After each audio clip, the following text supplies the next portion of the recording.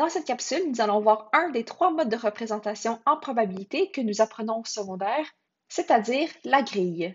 La grille, ou aussi nommée le tableau à double entrée, est utilisée pour représenter tous les résultats d'une expérience aléatoire à deux étapes. Ceci veut dire que si tu es confronté à une expérience aléatoire qui contient deux tirages, tu vas pouvoir utiliser la grille afin de bien visualiser tous les résultats qui sont possibles. Donc, regardons cette expérience aléatoire où on veut aller lancer un dé qui a quatre faces et puis ensuite aller lancer une pièce de monnaie. On s'intéresse à la probabilité d'obtenir un nombre impair sur le dé ainsi que le côté pile sur la pièce de monnaie. Donc, lorsque nous avons une grille, il faut que la grille soit assez grande afin de rentrer tous les résultats pour chacune de nos deux étapes, donc pour chacun de nos deux tirages.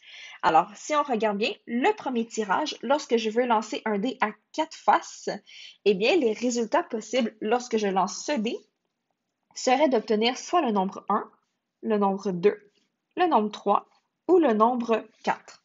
Ensuite, horizontalement, je vais pouvoir aller marquer les résultats possibles pour mon deuxième tirage. Donc, les résultats lorsque je lance une pièce de monnaie, je peux soit obtenir pile ou je peux obtenir le côté face. Alors, une fois que tu as identifié les colonnes et les rangées de ta grille, tu peux maintenant aller voir chacun des résultats possibles. C'est-à-dire que dans cette case, on va nommer le résultat obtenu. Je vais avoir obtenu un 1 sur mon dé et je vais obtenir le côté face sur ma pièce de monnaie. Pour écrire ce résultat, on doit mettre entre parenthèses nos deux résultats. Alors, j'ai obtenu 1, ensuite, donc une virgule, j'ai obtenu pile en lançant ma pièce de monnaie et on ferme la parenthèse. Tu procèdes de la même façon pour remplir toutes les cases de la grille. Alors ici, on aurait obtenu 1 sur le dé et puis le côté face. On obtient 2 ici avec le côté pile, 2 avec le côté face.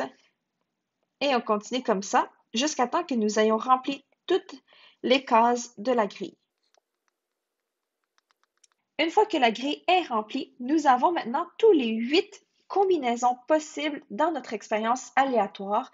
On est maintenant prêt à aller répondre à la question. Alors ici, on se rappelle qu'on est intéressé à la probabilité d'obtenir un nombre impair et puis le côté pile. Donc, je vais aller encercler toutes les réponses qui respectent ces deux conditions-là. Tout d'abord, obtenir un nombre impair, je vais aller prendre toutes ces possibilités-là en rouge.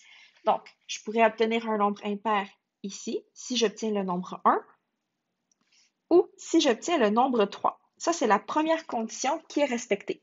Ensuite, on veut aussi obtenir le côté pile. Alors, je vais prendre une autre couleur et aller voir quelle case respecte le côté pile. Alors, j'aurai ici en bleu 1 pile, 2 piles, 3 piles ou 4 piles. Et l'objectif de la grille, c'est de regarder quels résultats respectent mes deux conditions. Alors, j'en ai seulement deux qui sont encerclés dans mes deux couleurs.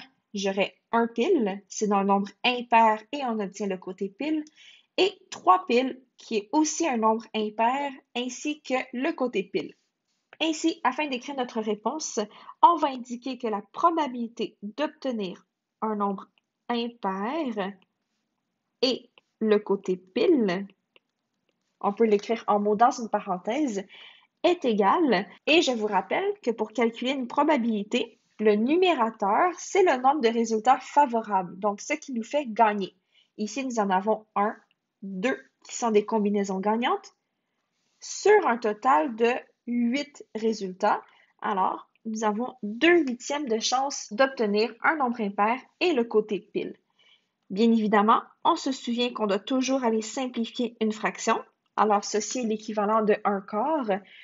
Et aussi en probabilité, nous pouvons toujours donner notre réponse en pourcentage. Donc, nous savons que 1 quart représente 25%, ou même en nombre décimal, donc 25%.